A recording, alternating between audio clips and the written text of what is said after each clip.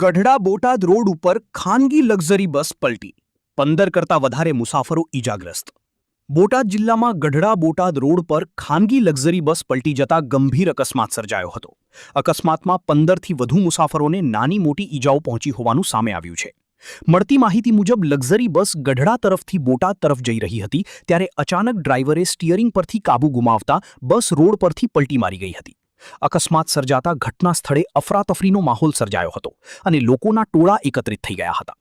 સ્થાનિક લોકો અને રાહદારીઓએ તાત્કાલિક બચાવ કામગીરી હાથ ધરી ઈજાગ્રસ્ત મુસાફરોને બહાર કાઢવામાં મદદ કરી હતી. બાદમાં તમામ ઈજાગ્રસ્તોને સારવાર માટે ગઢડા અને બોટાદની હોસ્પિટલોમાં ખસેડવામાં આવ્યા હતા. સદનસીબે અકસ્માતમાં કોઈ જાનહાનિ થઈ ન હોવાનું પ્રાથમિક માહિતીમાં સામે આવ્યું છે. સમગ્ર ઘટનાને લઈને પોલીસે વધુ તપાસ હાથ ધરી છે. રિપોર્ટર વિપુલ લુહાર, બોટાદ. ડ્રાઈવરને જોખો આવવાથી કે ખબર નહીં એની હાંકણી હારી નહોતી, એના કારણે બસ આખી પલટી ખાઈ ગઈ અને 10 થી 15 લોકોને ઘાયલ ઈજા અને માણસો ઘાયલ થયા છે. સુરતથી આવતી હતી અને બાબરા ગામ જતી હતી ને બસનું નામ ગોપીનાથ દર્શન. માં motor driving, safe and sure driving.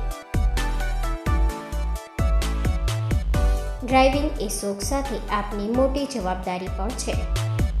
અમારા ઇન્સ્ટ્રક્ટર દ્વારા સચોટ અને સરળ માર્ગદર્શન.